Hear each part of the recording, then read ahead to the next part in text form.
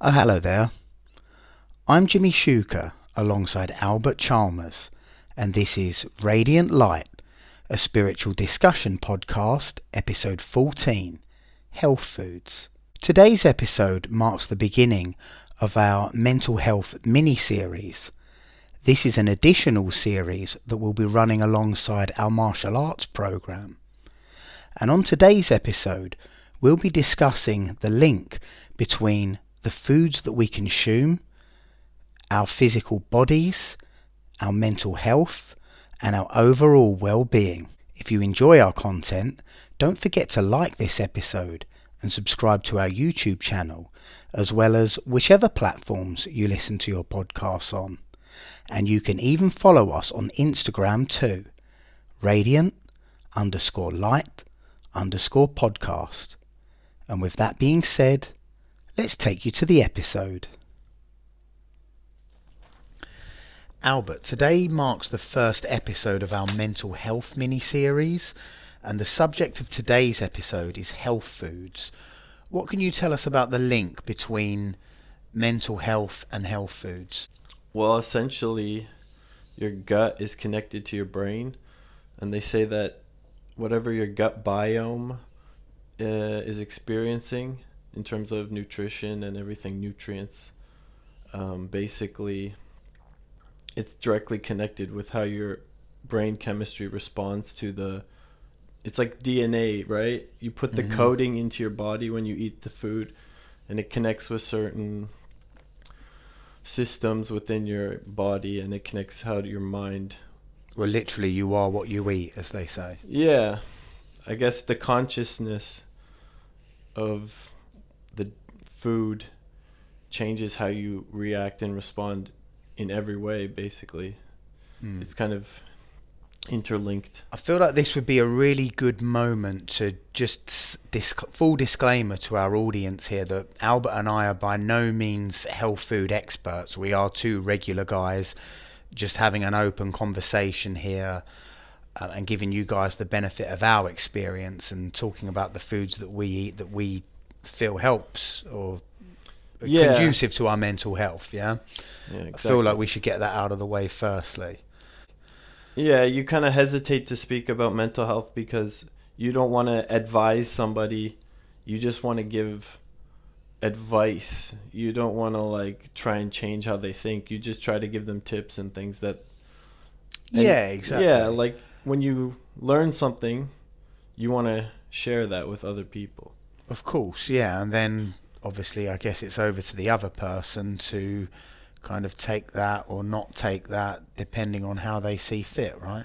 Elaborating on what you said earlier, it's kind of like there's a lot of foods out there that we love, but then do those foods necessarily love us back? You know, if you're eating if you're eating fast food all the time, it's fun, it tastes good when they're going in, but it's not necessarily going to be reflected in the way your body grows, right?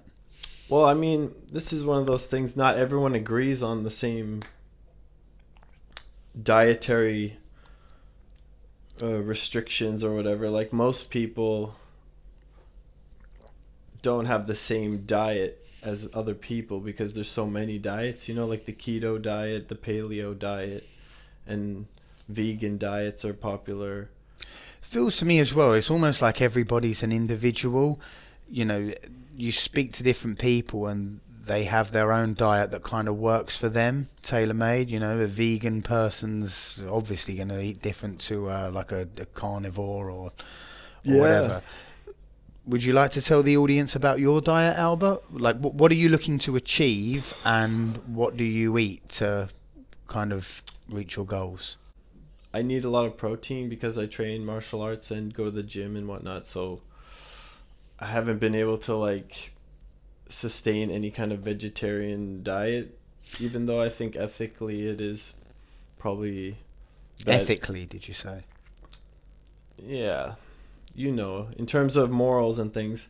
But when you train a lot, you tend to lean towards chicken and stuff that enhances growth and trying to be stronger as a person. It takes a lot of fuel, right? So Yeah, I remember you telling me a few times that you've adopted a vegetarian diet, but that's kind of changed since you upped your training recently. Yeah, I mean, I've tried it here and there, but not for any sustained period of time or anything. But I do like to try different things, but mostly I stick to the same recipes that I like to make, sort of, you know. Yeah, please break those recipes down for us. Well, my favorite is just chicken teriyaki with like noodles or maybe chicken pad thai or something like that. Those are my favorites. They're your go-tos for the protein. Well, I just enjoy them, so I don't even think about it as like how many calories or whatever. I just love to eat it, so it makes me want to. Nice. Yeah. But, I feel really I don't know, flexible, I would say. Flexitarian, they call it. So that's a clear benefit that it's made your body more flexible. Have you found it's made you more flexible in your thinking? Can you from a mental health point of view, have you seen a direct correlation there since you kind of up your protein levels? You try to add like broccoli or other things to the dish. It's not just rice and chicken. It's like noodles and vegetables and things like that. Yeah. That adds a little bit of balance to the entire package of what you're putting inside your stomach, really.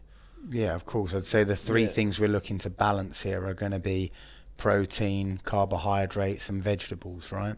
And fat as well. You need healthy fats as well, like eggs and fish and chicken and things like that.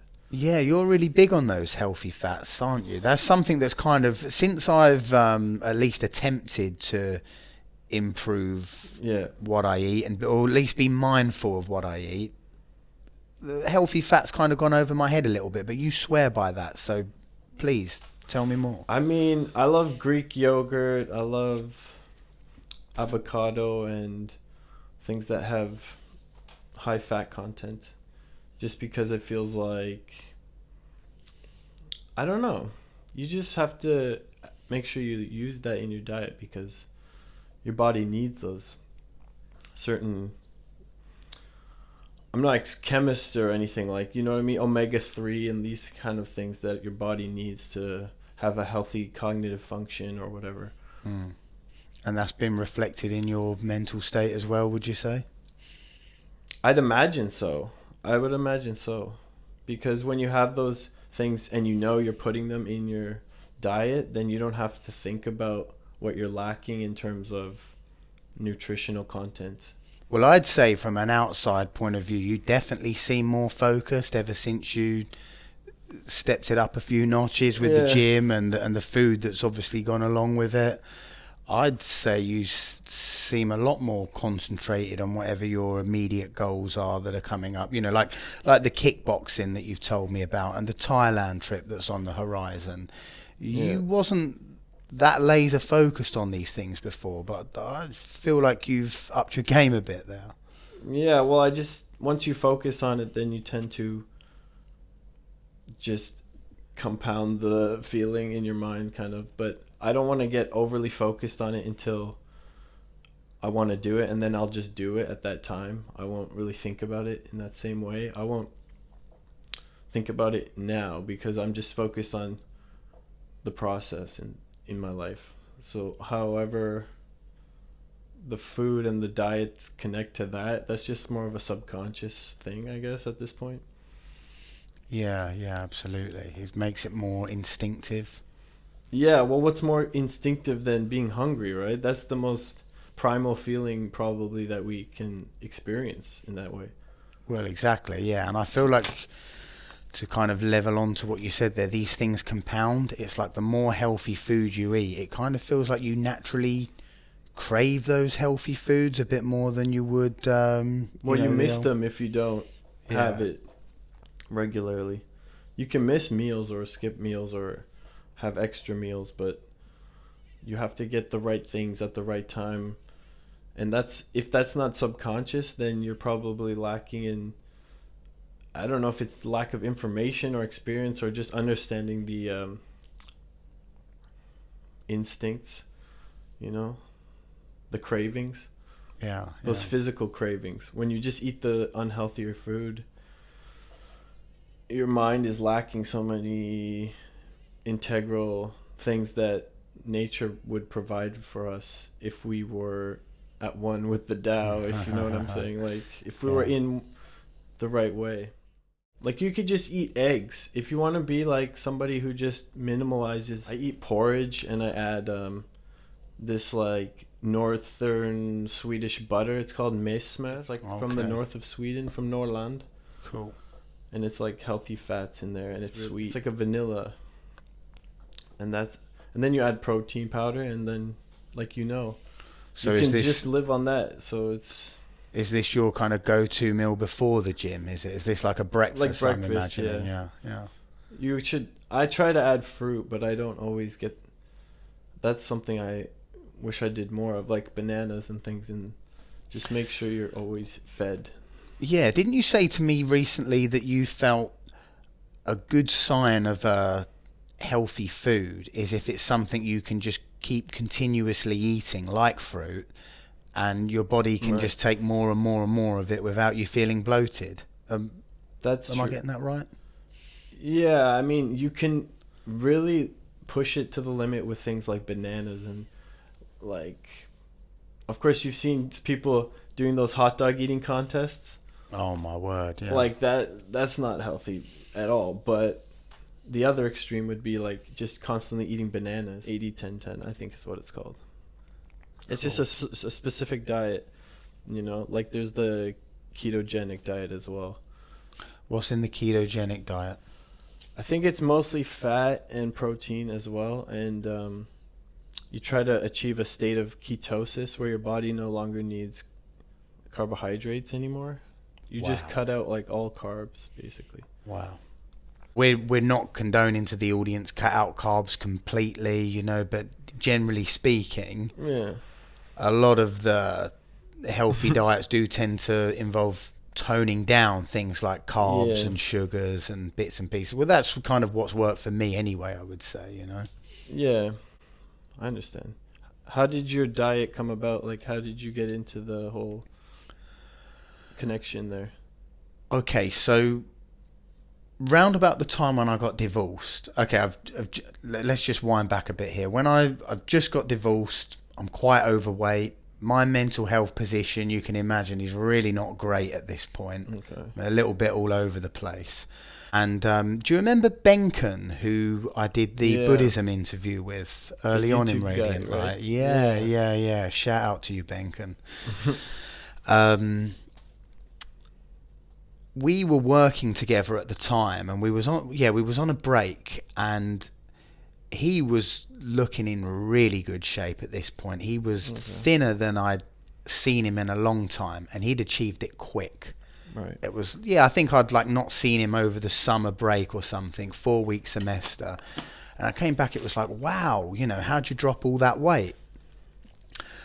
And he talked me through his diet, and I mean, I can't remember exactly how he did it, but at that point, I was like, wow, man, I need to do the same. Like, I'm really overweight. I'm not feeling great mentally.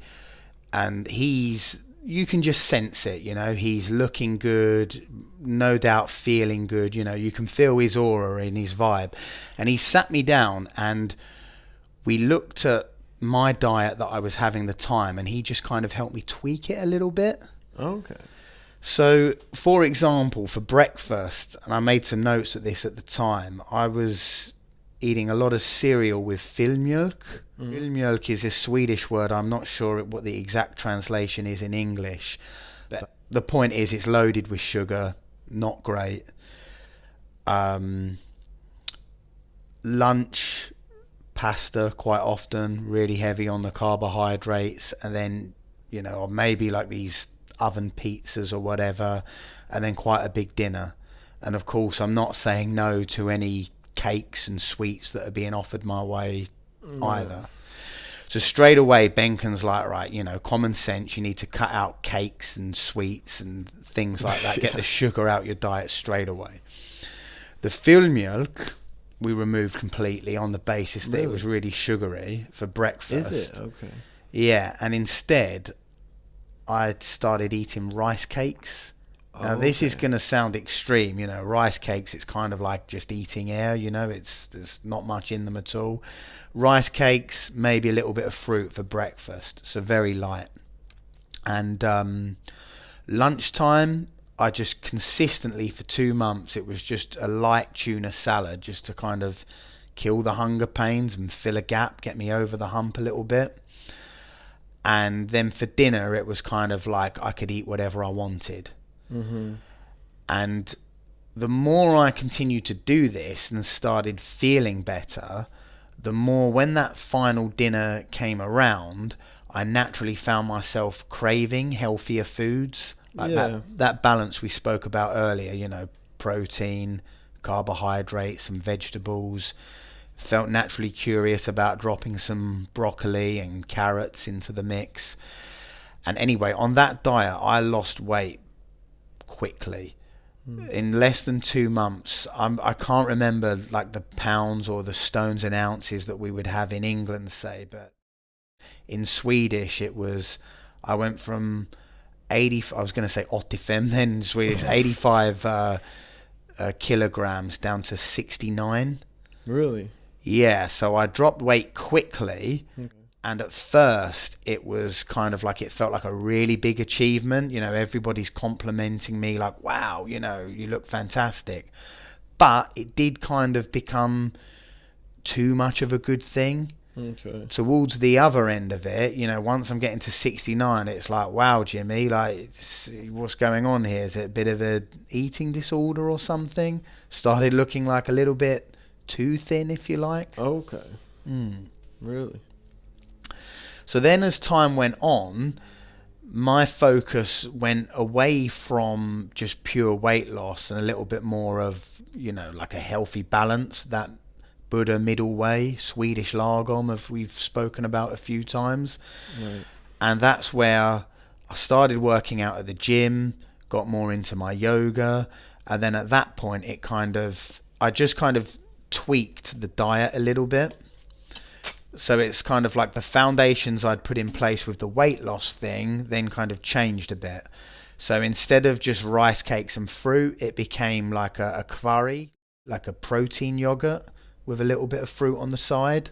Hmm. So beefing up my protein for breakfast, and then the dinner that I'd been eating, let's just say for example it was, I don't know, chicken, rice and some broccoli on the side. I'd keep the leftovers and have that for lunch the next day. So I've kind of increased my dosage now from the tuna salad. Yeah. It's more healthy, so Right. to speak. But that template of a solid 3 meals per day and not eating all that sugar and cakes and whatever on the side, that kind of helped me. And like where I'd lost a little bit too much weight, I kind of put a bit back on. And I'm going Okay. to the gym now and God willing, turning it into muscle, Right. I understand. And I must say, mentally, I've felt so much better since, I can only speak from personal experience here, but, eating the right foods for me and transitioning to a healthier diet than what I had previously when I was, struggling at the bad end of a failed marriage and eating bad foods and Right. whatever else. Mentally it made a huge difference, and I kind of realized retrospectively the bad mental frame of mind I was in. I didn't even realize that I was in a rut at Yeah. the time until I come out the other side and saw it with hindsight. That's kind of the weird thing in life, isn't it? It's kind of bizarre, like how that works, right? Yeah. How things shift, and then you see it differently, and then you can't unsee how things are. Yeah, well, like we said, the Tao is always moving. It's always Yeah. in flow. And as things transition, you kind of look back and see them retrospectively and you realize kind of how you've changed. And hopefully you're going to continue to change in a positive way. Yeah, that sounds good. Thanks. Well, on that note of changing as well, sorry, you've got me really kind of like reminiscing about that whole thing now. Like more is coming back to my mind. So bringing it up to modern times, the breakfast has kind of evolved a bit more as well now. I got to a point where I felt like I needed to set myself up for the morning gym session even more. So, good carbohydrates are kind of a key component as well. Mm-hmm. So for my carbs, I've got in some oats in the morning, added the protein porridge, and then topped it off with a little bit of fruit to get that kind of balance of everything. Yeah. Good healthy carbs to give me the energy to actually bother to go to the gym, Mm-hmm. and then the proteins are protein powder to kind of build those muscles upon. So that breakfast thing, yeah, I guess it's evolved in hindsight. It's gone from rice cakes to lose weight, then a little bit of protein yogurt, and then right, I need energy to keep going to the gym. I need my carbs, feeling much, much better. Yeah. How do you feel like when it comes to supplements? Just, you use supplements, protein powder and things like that, right? But yeah, protein powder I've used religiously, and I don't know, it kind of feels like a little cheat code in a way, because my guilty pleasure is chocolate. So I have the chocolate flavor protein, so I'm getting enjoyable things that I would have got from those sugary treats, but in that's smart. in a healthy way. That makes so much sense. And you've started on creatine as well recently, haven't you? How are you feeling about that? Just quite recently. I mean, I think it seems to help. I feel a bit bigger or whatever. I noticed something. I think so. Just feeling those shoulder muscles before the show. I could definitely. Yeah, it's weird. I don't know. I guess you'll have to try and see, right? It is kind of I guess they are cheat codes in a sense. I hadn't thought of it that way, but I like the reference. Yeah, I mean, I just meant cheat code because I get to enjoy the chocolate, the chocolatey taste. Yeah, but you're absolutely right that you could use it in the other contexts as well. Yeah. Something else that I personally enjoy. So let's be real. Everybody's going to have, not everybody. I can't assume that, but it is possible to have those sugar cravings, and I personally like to just have a little bit of dark chocolate after the meal.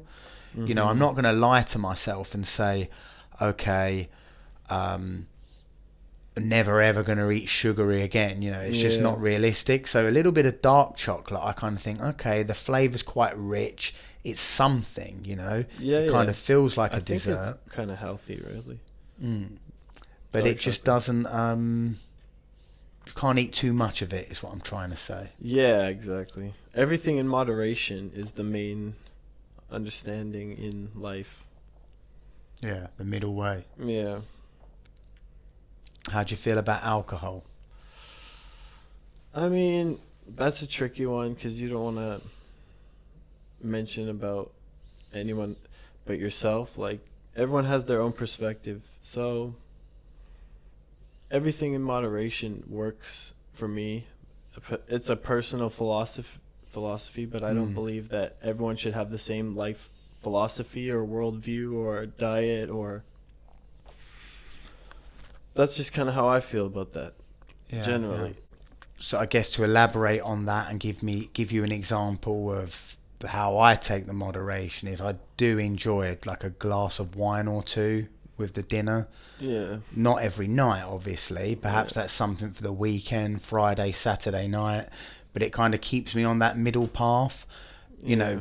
Not going to lie. We know, all things considered, alcohol's probably bad for you. It's not great. But yeah, a little bit in moderation. It kind of keeps you honest, keeps you mentally feeling right that you are on that middle path. It's weird because personally, everyone has their own relationship with it. But then culturally, there's also a connotation within the society that alcohol has had an impact on different countries and things in different ways, different races and different religions as well. So it is a really complicated one. You could spend a whole episode just talking about that. So it's like everything in moderation is just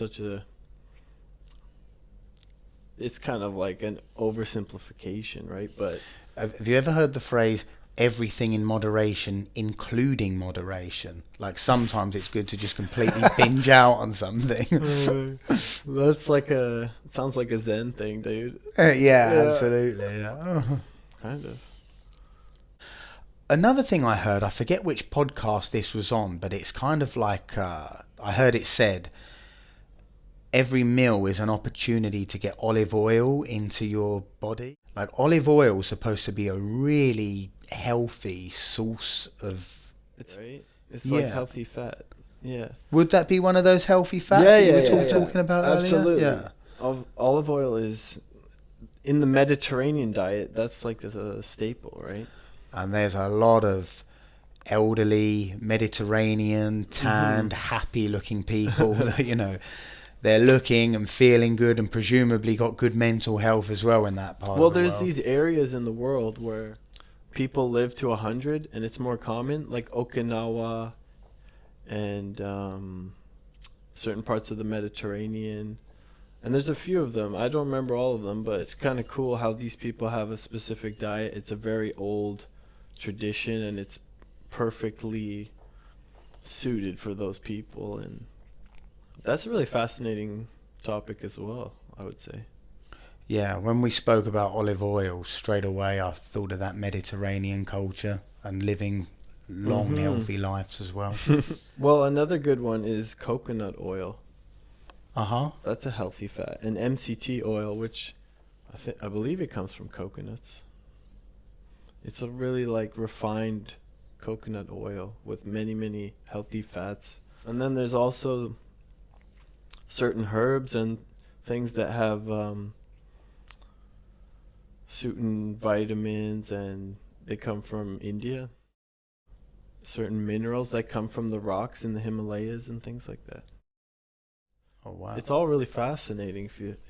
The more you explore the different diets in the world and the way different people use things to live a healthier life, that's impressive. It's inspiring, actually. Well, that's something that I'm really looking forward to going forward here on the Radiant Light podcast. He's talking to more people from other cultures and religions and parts of the world just to get the benefit of their experience as well. There's definitely got to be other parts of the world where mental health is a higher priority than where we've grown up here in the West, right? Again, that's a tricky one too, but it's hard to understand why people do different things, and it's better just to observe it, right? You know, and step back from it and just plainly observe it with that Zen beginner's mind that we spoke about. That's the only way, right? And like with a sense of humor as well. That's what I was talking about earlier. It's just that's the only way, is just kind of laugh about it and just make, I don't know, try to be friendly and nice and get along with people. Yeah, we spoke about it before. Sense of humor is so important to your mental health. You know, you can't take life too seriously in this day and age. It just falls apart, right? It's just like the diet is such a subconscious thing, but all those other things are kind of the next topics of mental health, whatever you want to explore. Yeah. And we're going to be getting into all these different aspects of mental health, not just the health foods, of course, but we're going to be looking at mental health from a beginner's mind, Zen perspective, in a whole variety of ways and different angles and different topics that we can look at. Sounds cool. Until then, stay zen. Okay, that appears to be all we have time for on today's episode. Don't forget to like this episode and subscribe to our YouTube channel, as well as whichever platform you listen to your podcasts on. And you can even follow us on Instagram too, radiant_light_podcast. And until next time, good night, God bless, and namaste.